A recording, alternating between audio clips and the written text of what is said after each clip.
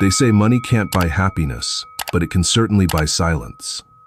When Ryan Sterling divorced his wife of 20 years, he didn't just leave her. He erased her.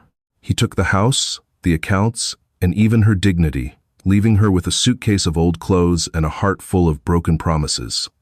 He thought he had buried her, but Ryan made one fatal calculation error.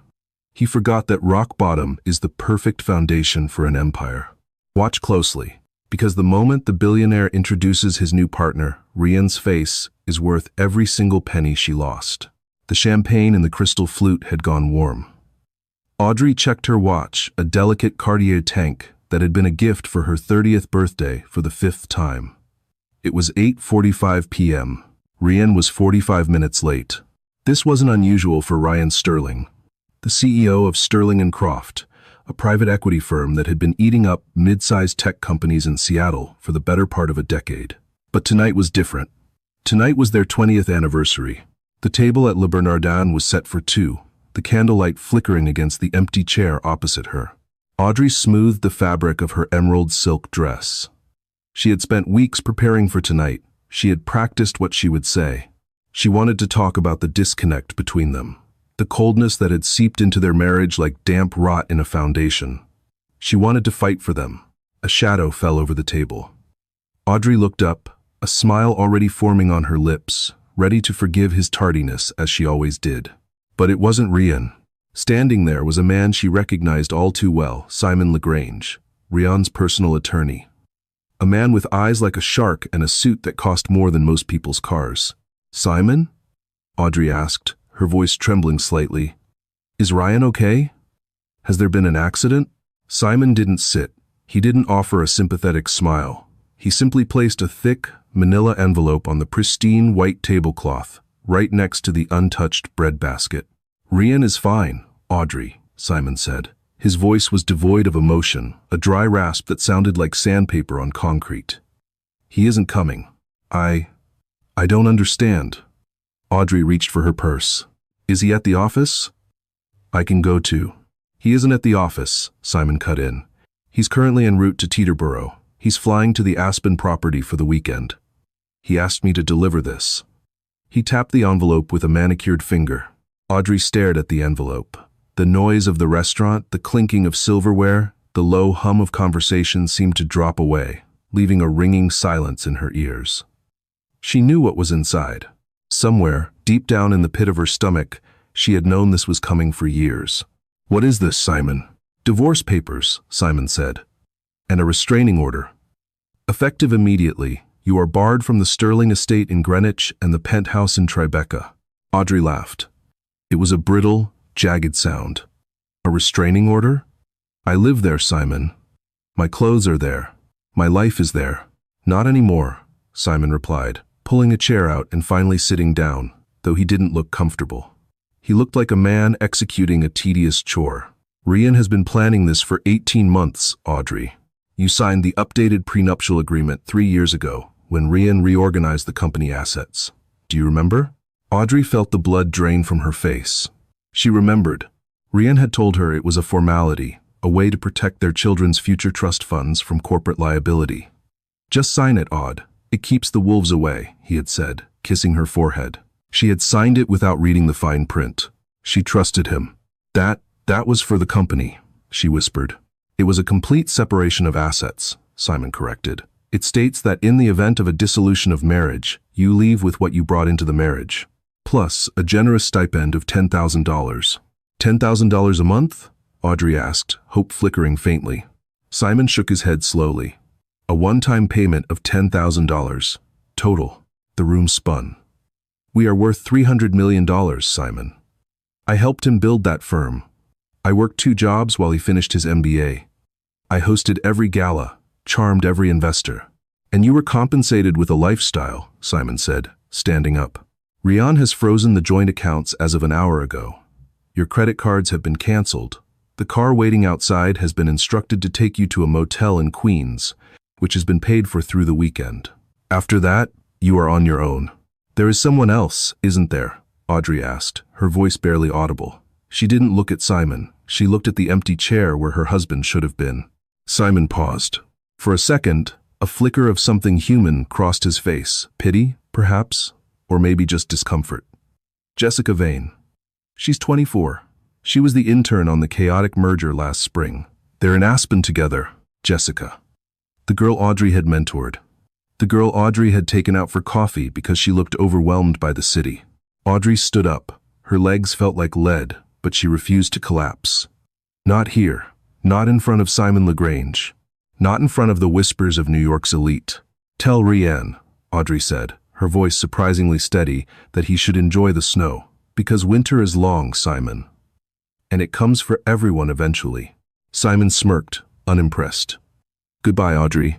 He turned and walked away, leaving the envelope on the table. Audrey didn't take the car Simon offered. She walked out of the restaurant into the biting November rain. She tried to hail a cab, but when she reached for her phone to check her Uber app, she realized her service had been cut. She walked to the nearest ATM, inserting her black card. Declined. She tried her personal debit card. Declined. She stood in the vestibule of a Chase Bank on 51st Street, dripping wet in a $3,000 dress she could no longer afford to dry clean, holding a piece of plastic that was now worthless. She had nothing. No home. No money. No husband. Rianne hadn't just divorced her. He had executed a demolition. She checked her purse. She had $40 in cash and a tube of lipstick. Audrey Sterling, the queen of Greenwich society, the woman who raised millions for charity, the woman who had built Rianne's confidence from the ground up, sat on the cold tile floor of the ATM vestibule and wept. But as the tears dried, a cold resolve settled in her chest. Rianne thought he had taken everything. He thought he had stripped her down to nothing. He was wrong. He had left her with the one thing he should have feared most. Her memory. She knew where the bodies were buried. She knew about the offshore accounts in the Caymans that Simon hadn't mentioned in the prenup. She knew about the shell companies. She just needed a way to prove it. And to do that, she needed to survive. Audrey stood up and wiped her face. She walked out into the rain, clutching the envelope. She wasn't Audrey Sterling anymore. That woman died in the restaurant. She was just Audrey now. And she had work to do. 6 months later, the smell of stale grease and industrial cleaner was something Audrey, now going by her maiden name, Audrey Miller, couldn't scrub out of her skin. She was working the graveyard shift at Dino's Diner in a gritty part of Newark, New Jersey. It was a far cry from the charity galas at the Met, but it paid in cash. And the owner, a gruff man named Sal, didn't ask questions about why a woman with perfect diction and sophisticated manners was scrubbing his grill at 3 a.m. She lived in a studio apartment the size of her old walk-in closet. The radiator clanked all night, and the view was a brick wall. Audrey had tried to get a lawyer. She had gone to 5 different firms in the first week. But the moment they heard the name Rianne Sterling, the doors closed. Rianne had blacklisted her. He had spread rumors that she was unstable, an addict, a liability. He had scorched the earth so thoroughly that even her old friends' women she had vacationed with in street tropez blocked her number. She was truly alone. But every night, after her shift, Audrey sat at her wobbly kitchen table with a stack of notebooks. She was reconstructing Rianne's business empire from memory. She wrote down names, dates, and account numbers she had glimpsed over the years. She drew diagrams of the shell companies Sterling and Croft used to evade taxes. One rainy Tuesday night, the diner was empty except for a man sitting in the back booth. He had been there for 3 hours, nursing a single black coffee and typing furiously on a laptop. Audrey approached with the coffee pot. Warm up? The man looked up. He was striking not in the polished, manicured way Rianne was, but in a rugged, intense way.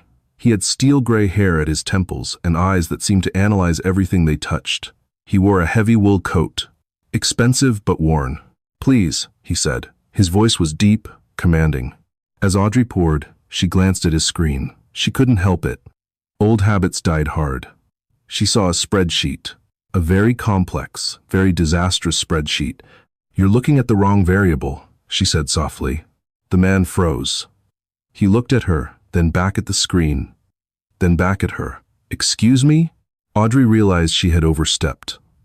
I'm sorry. I saw the projection for the acquisition. You're factoring in the Q3 losses, but you haven't adjusted for the liquidity variance in the Asian markets. If you run the model like that, you'll overvalue the asset by at least 15%. The man closed his laptop slowly, He turned in the booth to face her fully. And what does a waitress in Newark know about liquidity variance in Asian markets? A lot more than she should, Audrey said, her face impassive. Do you want cream? The man studied her. He looked at her hands chapped from scrubbing, but the nails filed into a perfect, though unpolished, shape. He looked at her posture straight, proud, despite the stained apron. Sit down, he said. I can't. I'm working. I'll buy the diner's time for the next hour. Sit down. Audrey hesitated, then slid into the booth opposite him. I'm Harrison, the man said. Harrison Wolf. Audrey felt a jolt. Harrison Wolf, the Wolf of Silicon Valley. The billionaire investor who had vanished from the public eye 2 years ago after a hostile takeover attempt went wrong. Rumor was he was rebuilding, planning something massive. I'm Audrey, she said. Just Audrey? For now. Harrison turned his laptop around. Show me what you mean about the variance. Audrey took the mouse. For 20 minutes, she worked. Her fingers flew over the keys. It was like breathing again. She reorganized the data, highlighted the risks, and corrected the projection models. When she finished, she pushed the laptop back. There. You were about to buy a sinking ship. Now it's a submarine. It can still work, but you need to change the entry point. Harrison stared at the screen, then at her. A slow smile spread across his face. It was a dangerous smile, sharp and calculating. Who are you? He asked. Really? Audrey looked out the window at the rain slicking the pavement. I'm the woman Ryan Sterling left for dead. Harrison's eyebrows shot up. Sterling? Sterling and Croft? The same. Harrison leaned back. I have a history with Sterling. He undercut me on a deal in London 5 years ago. Cost me $40 million. He used a shell company called Blue Heron to bypass the regulatory hold, Audrey said instantly. And he bribed the zoning commissioner. Harrison went very still. You can prove that? I can describe the room where it happened. I can tell you the bank routing number for the bribe. Harrison Wolf picked up his coffee cup and toasted her. Audrey, get your coat. I have 2 hours left on my shift. Not anymore, Harrison said. You just got promoted. To what? To my partner, Harrison said. I'm going to take down Sterling and Croft, and you're going to be the weapon I use to do it. Audrey looked at the man. She saw the same hunger in his eyes that she felt in her own gut. This wasn't charity. This was business. And it was revenge. She untied her apron and dropped it on the table. Let's go. Harrison Wolf lived in a fortress. It was a penthouse overlooking Central Park, but apartment was the wrong word. It was a command center. Walls of glass, servers humming in a climate-controlled back room, and a staff that moved with the silence of ghosts. Audrey stood in the center of the living room, feeling the phantom itch of the cheap polyester uniform she had just discarded. Harrison handed her a glass of water. No ice. First things first, Harrison said, leaning against a mahogany desk. You don't exist. Not on paper. If Sterling catches wind that you're working with me, he'll bury us in litigation before we can launch the first strike. You are a ghost. I've been a ghost for 6 months, Harrison, Audrey replied, her voice gaining strength. I'm used to it. Good. But ghosts need to eat. And they need to look the part. He tossed a black credit card onto the table. Get what you need. Tailored suits, hair, skin. I don't want you looking like the victim. When you walk into a room, I want the air to get thinner. I want you to look like a predator. Audrey looked at the card. It was an Obsidian American Express. Is this a loan? It's a signing bonus. We're partners, remember? For the next 2 weeks, Audrey underwent a metamorphosis. She cut her hair into a sharp, asymmetrical bob that framed her face like a blade. She traded the soft, flowy pastels Ryan had always preferred for structured blazers in charcoal, navy, and blood red. She stopped trying to look approachable. She started looking dangerous. But the real transformation happened in the war room, Harrison's private office. They covered the walls in whiteboards. Audrey spent 12 hours a day dumping the contents of her memory onto the glossy surface. She mapped out the entire anatomy of Sterling and Croft. Here, she said, circling a subsidiary named Apex Logistics. This is his Achilles heel. Harrison frowned. Apex? It's a shipping company. Low margins? Boring. That's what he wants the SEC to think, Audrey explained, capping her marker with a satisfying click. Ryan uses Apex to move losses off the main balance sheet, Every time a tech acquisition fails, he dumps the debt into Apex and refinances it through loans from a bank in Cyprus. If Apex's credit rating drops, the loans get called in. If the loans get called in, Sterling and Croft faces a liquidity crisis within 48 hours. Harrison stared at the board, his eyes wide. He's leveraging debt with bad debt. It's a house of cards. And I know which card to pull, Audrey said. How do we pull it? Audrey smiled. It wasn't a nice smile. Ryan is obsessed with optics. He's hosting the Silverleaf Gala next month. He's going to announce a merger with NovaCorp. If that merger happens, he gets a cash injection that secures Apex for another 5 years. We have to kill the merger. NovaCorp is run by Elias Thorne, Harrison noted. Conservative, old money, hates scandal. Exactly, Audrey said. Ryan has been cooking the books on his ESG ratings, environmental, social, and governance. He claims his data centers are 100% green. They aren't. They're running on dirty coal grids in Eastern Europe, and he's buying fake carbon credits to hide it. Do you have the proof? No, Audrey admitted, but I know where he keeps it. There's a server in his home office in Greenwich.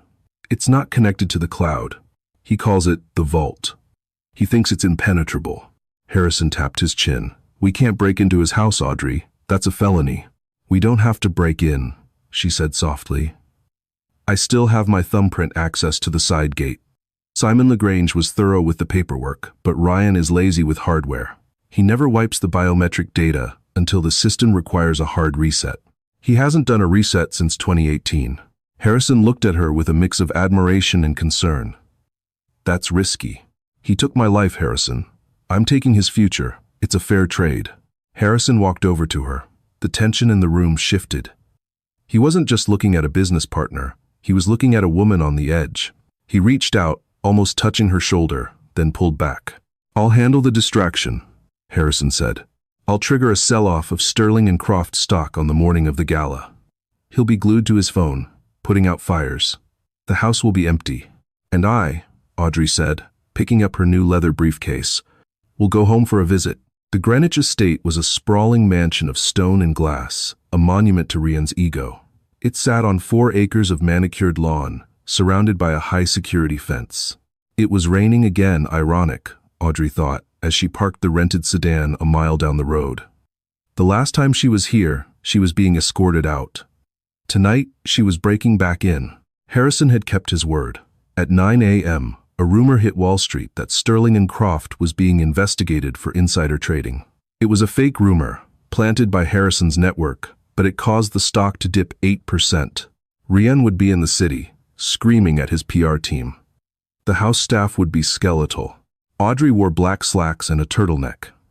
She pulled her hood up and approached the side gate, hidden by the overgrown ivy she had once begged the gardener to trim.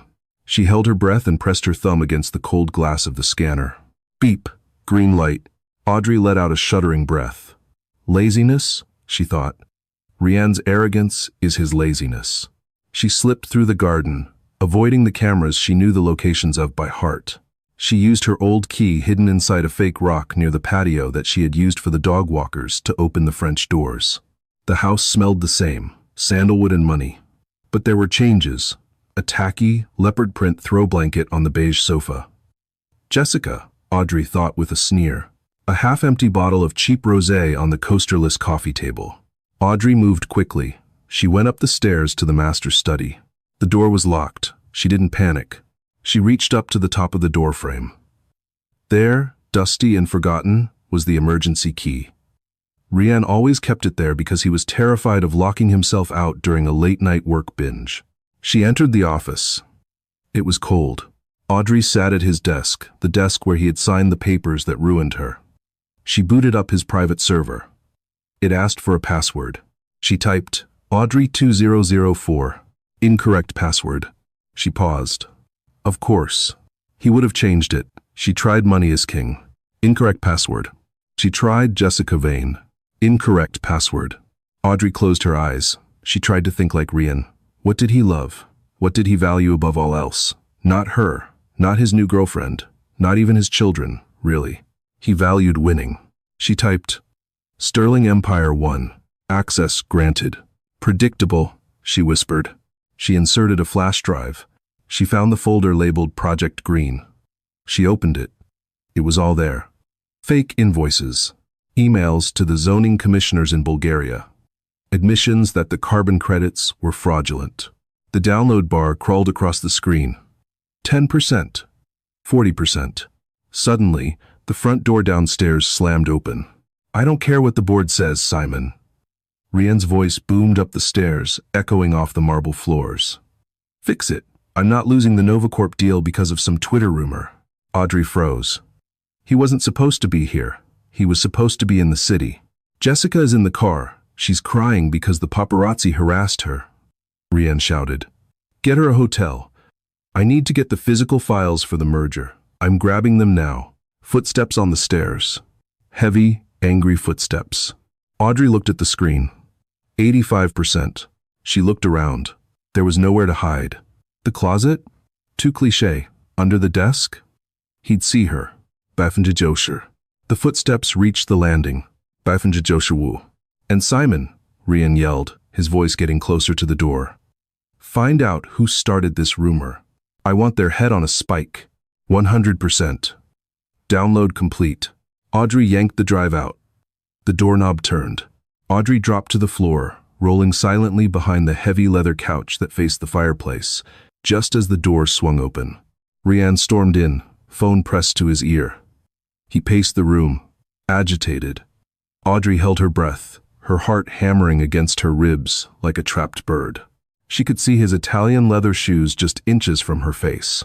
"I'm looking at the server now," Rian said. He walked behind the desk. Audrey squeezed her eyes shut. She hadn't cleared the recent history. "Wait," Rian said. "Why is the screen on?" Silence. The air in the room grew heavy. "Simon, hang on," Rian said, his voice dropping to a suspicious growl. "Someone's been in here." Audrey gripped the flash drive so hard the edges dug into her palm. If he found her, it was over. Not just the plan, her freedom. Trespassing, corporate espionage. He'd have her in handcuffs in 10 minutes. Rian opened the top drawer. The sound of metal sliding against metal. A gun? No, Rian hated guns. A letter opener. He walked around the desk. He was moving toward the couch. Suddenly, a crash came from downstairs. The sound of glass shattering. "Rian?" A high-pitched nasal voice whined from the hallway. "I dropped the vase, the ugly blue one." It was Jessica. Rian groaned, the tension leaving his body as annoyance took over. "For God's sake, Jessica." That was a Ming Dynasty artifact. He turned on his heel and stormed out of the room. "Don't touch anything else. I'm coming down." Audrey didn't wait. As soon as his footsteps faded down the stairs, she scrambled up, sprinted to the window, unlatched it, and climbed out onto the trellis. It was a 12-foot drop to the wet grass. She jumped. She landed hard, rolling to absorb the impact, mud soaking her knees. She didn't look back. She ran through the rain, clutching the drive like it was a holy relic. She made it to her car, hands shaking so badly she could barely put the key in the ignition. As she peeled away, her phone buzzed. It was Harrison. "Did you get it?" "I got it," she gasped, adrenaline flooding her veins. "And Harrison?" "Yeah? I want to burn him down, now." Harrison's voice was dark and satisfied. "Bring the drive to the office. The Silverleaf Gala is in 3 days. We're going to turn his celebration into a funeral." 3 days later, the Silverleaf Gala. The Pierre Hotel ballroom was dripping in gold and white roses. It was the event of the season. Every major player in New York finance was there. Rian Sterling stood at the center of the room, holding a glass of champagne. He looked tired. The stress of the last few days showed in the lines around his eyes, but he was triumphant. The rumor had been quashed. The stock had rebounded, and tonight he would sign the deal with Novacorp. Jessica hung on his arm, wearing a dress that was too tight and too sparkly for the occasion. She was checking her reflection in a spoon. "You look tense, Rian," Jessica said, chewing gum. "Relax. You're rich." "Be quiet, Jess," Rian hissed. "Here comes Elias Thorne." Elias Thorne, the CEO of Novacorp, approached them. He was a stern man with white hair. "Rian," Elias said, "we're ready to proceed. My team has reviewed the final disclosures." "Excellent," Rian beamed, putting on his best charm. "You won't regret this, Elias. Sterling and Croft is the future." "There is just one thing," Elias said, looking past Rian. My new majority stakeholder insisted on being present for the signing. He had some last-minute questions. Rian frowned. Stakeholder? I thought you had full control. I did, Elias said. Until this morning, an investment firm called Phoenix Capital bought 30% of Novacorp at a premium. They have veto power. Phoenix Capital? Rian scoffed. Never heard of them. Who runs it?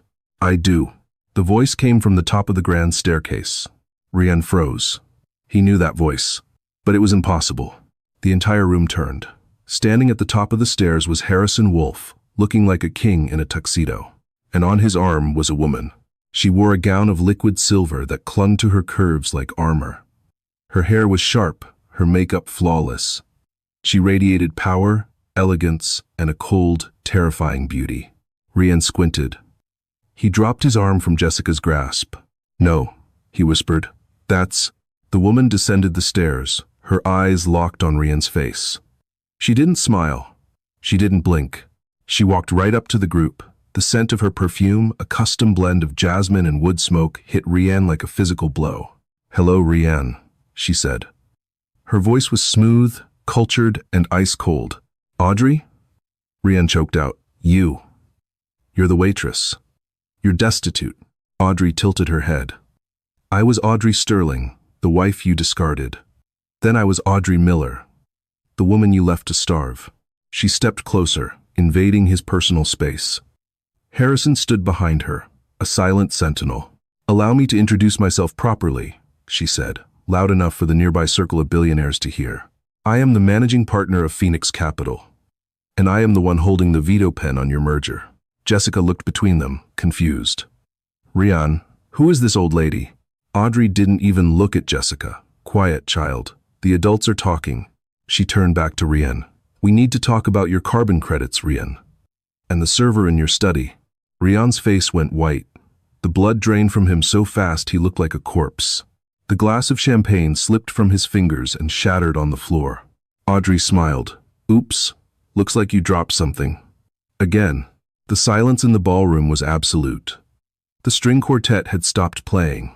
300 pairs of eyes, representing the combined wealth of the eastern seaboard, were fixed on the small drama unfolding near the champagne tower. Rian Sterling tried to laugh. It was a wet, nervous sound. Elias, I apologize. This is a domestic disturbance. My ex-wife has had a difficult time adjusting to reality since the divorce.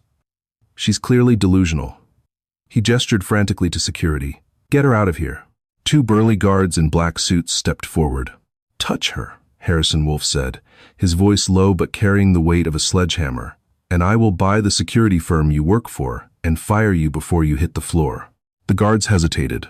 They looked at Harrison, a man whose face had been on the cover of Forbes 3 times, and then at Rian. They took a step back. Elias, Audrey said, ignoring Rian entirely. She held out a slim, leather-bound tablet. Open it.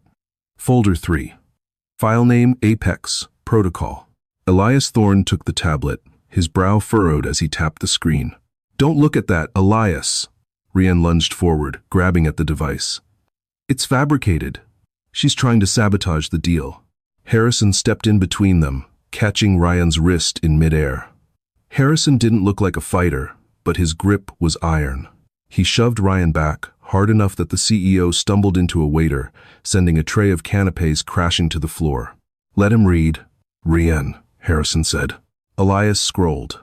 His face, usually a mask of polite indifference, turned a shade of purple. He looked up at Rian, his eyes blazing with fury. Is this true? Elias demanded, holding up the tablet. Did you reroute the Novacorp initial investment funds to cover a $70 million loss in your shipping division? No, absolutely not, Rian stammered, sweat beading on his forehead. That's a draft model. It was never executed. Then explain the bank transfer authorization, Audrey cut in. Dated yesterday. Signed by you, using the digital signature key Sterling Empire 1. Rian froze. The color left his lips. He looked at Audrey with pure hatred. You broke into my house. I recovered my property, Audrey corrected coolly. You see, Rian, when you divorced me, you claimed in court that I had no involvement in the company. You said I was just a housewife, but you forgot one thing. She stepped closer, her voice dropping to a whisper that only he, Elias, and Harrison could hear. I built your filing system, Ryan, 20 years ago. I know how you organize your lies. Elias Thorne threw the tablet onto a nearby table. The deal is off, Sterling. Novacorp is withdrawing its offer effective immediately. And I will be forwarding this data to the SEC. Elias, wait, Ryan pleaded, grabbing the older man's sleeve. We can explain. It's an accounting error. Get off me, Elias spat, shaking him off. You're toxic, Ryan. You're done. As Elias stormed away, the room erupted into murmurs. Phones were already out. The news was spreading. Ryan turned to Audrey, his hands shaking uncontrollably. You bitch. Do you know what you've done? You've destroyed the share price. You've wiped out millions of dollars of value. You've hurt the company. I didn't hurt the company, Ryan, Audrey said, her eyes dead calm. I just turned on the lights. The cockroaches did the rest. Jessica, who had been watching in stunned silence, suddenly realized the gravity of the situation. She looked at Ryan, sweaty, desperate, publicly humiliated, and then at Harrison Wolfe, looking powerful and composed. Ryan, Jessica said, her voice trembling. Is it true? Are you broke? Shut up, Jessica, Ryan roared, causing her to flinch. Audrey looked at the young woman. For a moment, she felt a pang of pity, but only a moment. He's not broke yet, Jessica, but give it until the market opens tomorrow morning. Harrison checked his watch. Actually, after-hours trading has already reacted to the rumor Elias just texted his board. Sterling and Croft is down 12%. Ryan looked like he was going to vomit. He loosened his tie, gasping for air. I'll sue you. I'll sue you both for defamation, for corporate espionage, for save your money for a criminal defense attorney, Ryan, Audrey said. You're going to need it. She took Harrison's arm. I'm bored. Let's go get a burger. As they walked out of the ballroom, parting the sea of stunned socialites like royalty, Audrey didn't look back. She heard Ryan screaming at his lawyer on the phone, but it sounded like a ghost fading into the distance. 3 weeks later, the fallout was nuclear. The SEC had raided the Sterling and Croft offices the morning after the gala. Ryan's assets were frozen. The board of directors had suspended him pending an internal investigation. But Ryan Sterling was not a man who went down quietly. He was a cornered animal, and he was fighting with everything he had. Audrey sat in the conference room of Phoenix Capital. The table was covered in legal briefs. Harrison was pacing by the window, watching the rain over Manhattan. He's spinning it, Harrison said, frustration evident in his voice. His legal team is claiming the files on the flash drive were planted. They're saying you accessed the server and uploaded the fake documents yourself to frame him. They're calling it a revenge hack. Audrey sipped her espresso. It's a smart defense. It plays into the narrative that I'm the scorned ex-wife. It's working, Harrison warned. The public opinion is shifting. The New York Post ran a headline this morning. Billionaire's ex, victim or villain? If he can create enough reasonable doubt, the DOJ might hesitate to prosecute. He could walk away with a slap on the wrist and a golden parachute. He won't walk, Audrey said confidentially. How can you be so sure? It's your word against his. You don't have a witness. Audrey smiled. I don't need a witness, Harrison. I need a survivor. She checked her phone. He's here. Who? The door to the conference room opened. A man walked in, looking like he hadn't slept in a week. His usually immaculate suit was rumpled, his eyes bloodshot. He carried a heavy briefcase. It was Simon LaGrange, Ryan's pit bull. Harrison stopped pacing. He looked at Simon, then at Audrey. You're joking. Him? Hello, Simon, Audrey said pleasantly. Please, sit down.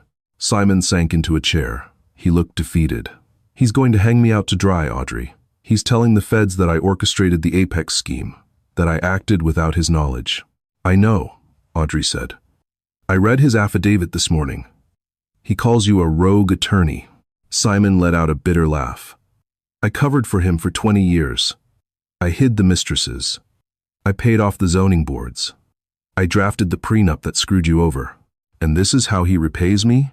By making me the fall guy? Audrey leaned forward. Ryan doesn't have loyalty, Simon. He only has leverage. And right now, you are a liability. He will let you go to prison for 20 years to save himself. Simon looked up, fear stark in his eyes. I can't go to prison, Audrey. I have a family. Then give him to us, Harrison said, stepping forward. Give us the one thing the flash drive didn't have. The audio, Simon whispered. Audrey's eyes widened slightly. You recorded him? Simon nodded. He opened his briefcase and pulled out a small digital recorder. After the divorce, when I saw how easily he discarded you, I got paranoid. I started recording our weekly strategy meetings, just as insurance. He pushed the recorder across the table. It's all on there, Simon said, his voice shaking. Him ordering the falsification of the ESG reports, him laughing about the bribe in Bulgaria, and Simon hesitated. Him admitting that he hid $20 million in a blind trust for Jessica Vane, using money skimmed from the pension fund. Harrison picked up the recorder like it was a diamond. The pension fund? That's federal. That's 20 years, mandatory minimum. Audrey looked at Simon. She should hate him. He was the one who had handed her the envelope at the restaurant. He was the one who had smirked as he told her she was destitute. But right now, he was just another piece of wreckage left in Rhiann's wake. If you hand this over to the DOJ, Audrey said, Harrison's legal team will negotiate immunity for you. You'll be disbarred, Simon. You'll never practice law again, but you won't go to jail. Simon looked at her, tears welling in his eyes. Why? After what I did to you? Audrey stood up. She walked over to the window, looking out at the city she had conquered. Because Rhiann wants us to fight each other, she said. He wants us to tear each other apart while he slips away. I'm not playing his game anymore. She turned back. Do we have a deal? Simon nodded. We have a deal. 2 days later, Rhiann Sterling sat in a deposition room at the Southern District of New York. He looked confident. His suit was pressed, his hair perfect. He sat next to his new high-powered defense attorney, a woman named Kravitz, who was known as the Ripper. Across the table sat the U.S. attorney, looking bored. Mr. Sterling, Kravitz said. My client has cooperated fully. We have established that the digital evidence was compromised by a third party with a vendetta.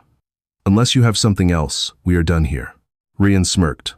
It's really a tragedy, he said, smoothing his tie. Audrey was such a lovely woman before the breakdown. I hope she gets the help she needs. The U.S. attorney checked his notes. Actually, Mr. Sterling, we do have one more piece of evidence to review. It was submitted yesterday morning. Rhiann frowned. What evidence? The attorney pressed a button on the laptop in front of him. Click. The voice that filled the room was unmistakable. It was Rhiann's. I don't care if the concrete is substandard, Simon. Just bribe the inspector. If the building collapses in 10 years, I'll be retired in the Caribbean. Just get the damn permit. Silence. Then another clip, and make sure Audrey gets nothing. Hide the Cayman assets under the shell company Blue Heron. If she asks, say the market took it. I want her crawling, Simon. I want her on her knees. Rhiann's face went gray. He looked at Kravitz. That's AI. That's a deep fake. It's not a deep fake, Mr. Sterling, the U.S. attorney said. We have the metadata, and we have the witness who recorded it. Simon LaGrange is in the next room. He's currently walking us through the ledger. Rhiann stood up, his chair clattering backward. Simon? That traitor. I paid him millions. Sit down, Mr. Sterling, the federal marshal barked. Rhiann slumped back into his chair. He looked at the mirror on the wall, the one that was obviously a two-way glass. He knew who was behind it. Audrey stood on the other side of the glass, watching. She watched the arrogance drain out of him, replaced by the terrified realization of a man who knows the walls are finally closing in. Harrison stood next to her. It's over, Audrey. He's done. Audrey watched Rhiann put his head in his hands. She waited for the satisfaction, the rush of joy. But it didn't come. Instead, she just felt a quiet, heavy relief, like setting down a backpack she had been carrying for miles. Let's go, Audrey said. Don't you want to see him get cuffed? No, Audrey said, turning away from the glass. I've seen enough of Rhiann Sterling to last a lifetime. The end of Rhiann Sterling did not come with a bang. It came with the polite, rhythmic tapping of a gavel in a climate-controlled auction house on the Upper East Side. It was 1 year to the day since the divorce. The room at Sotheby's was filled with the specific kind of silence that only money can buy. The air smelled of floor wax and expensive perfume. The attendees were a mix of collectors, rivals, and morbid curiosity seekers, the vultures of high society who had come to pick the bones of the carcass. Audrey Miller did not sit in the audience. She stood in the private viewing gallery above, looking down through the tinted glass. She wore a cream-colored cashmere coat, her hands resting lightly on the railing. Beside her stood Harrison Wolfe, checking his phone as the stock ticker for their newly merged firm, Wolfe and Miller, climbed another 3 points. Item number 402, the auctioneer announced, his voice smooth and detached. An emerald and diamond pendant necklace. Custom, designed by Graf. Provenance, the Sterling estate. A hushed murmur rippled through the crowd. Everyone knew that necklace. Rian had bought it for Audrey's 10th anniversary. He had made her wear it to the opera, to galas, to dinners where she felt like a prop. When he exiled her, he had demanded it back, claiming it was a corporate asset because it had been purchased through a holding company. Bidding starts at $80,000, the auctioneer intoned. Do you want it? Harrison asked quietly, not looking up from his phone. I can have the proxy buyer down there secure it in 10 seconds. Audrey watched the paddle go up in the front row. It was Mrs. van der Hoven, a woman who had once refused to acknowledge Audrey at the club because of Rian's rumors. Now, she was desperate to own a piece of Audrey's old life. No, Audrey said, her voice steady. Let her have it. It's heavy. It always gave me a headache. Sold, the auctioneer banged the gavel. For $160,000. Audrey felt a strange sensation in her chest. It wasn't sadness, it was weightlessness. Piece by piece, the physical monuments of her marriage were being dismantled and scattered to the wind. The house in Greenwich had been sold to a tech developer from Silicon Valley who planned to bulldoze it. The art was gone. The cars were gone. Rian Sterling had spent a lifetime building a monument to himself. It had taken Audrey less than an afternoon to watch it turn to dust. The courtroom sentencing, 3 days later, was a media circus. The steps of the Southern District of New York were choked with cameras, microphones, and protesters angry about the pension fund embezzlement. Audrey watched it from the television in the conference room of her new office. Rian emerged from the building in handcuffs. He looked decades older. The golden tan was gone, replaced by a sallow, gray complexion. His hair, usually dyed and coiffed, was thinning and white at the roots.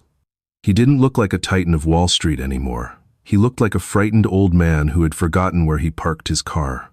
The chyron at the bottom of the screen read, Sterling sentenced to 12 years. Assets seized. Look at him, Simon LaGrange said. Simon was sitting at the far end of the conference table, organizing files. He had kept his end of the bargain. He had lost his law license, yes, but thanks to Audrey's influence, he had avoided prison and was now working as a consultant strictly for research under Harrison's watchful eye. It was a humble life, but a free one. He's looking for the cameras, Simon observed. Even now, he wants to be seen. On the screen, a reporter shoved a microphone toward Ryan's face. Mr. Sterling, do you have any words for the employees who lost their pensions? Do you have anything to say to your ex-wife? Rian paused. For a second, the old arrogance flickered in his eyes. He opened his mouth to speak, perhaps to spin one last lie, but the federal marshal yanked the chain connecting his wrists to his waist. Rian stumbled, losing his balance. He didn't speak.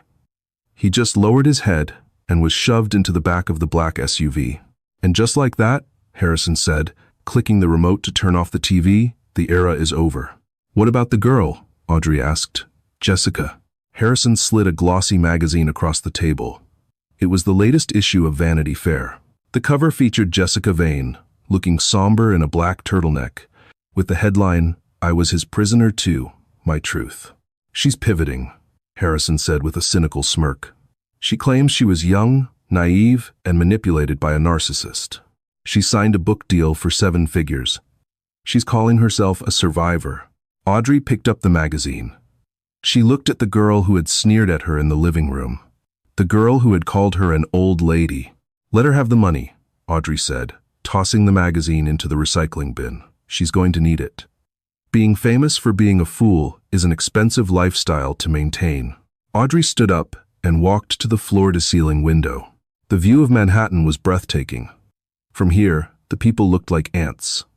The cars were just streams of light. We have the board meeting in 20 minutes, Harrison reminded her. The acquisition of the logistics firm. They're waiting for the chairman.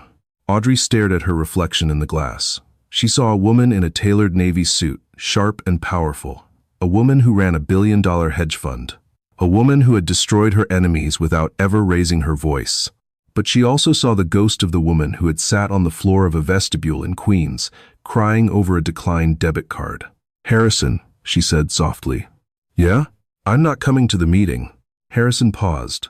The silence stretched for a moment. He walked over to her, standing just close enough to share the view, but respectful of her space.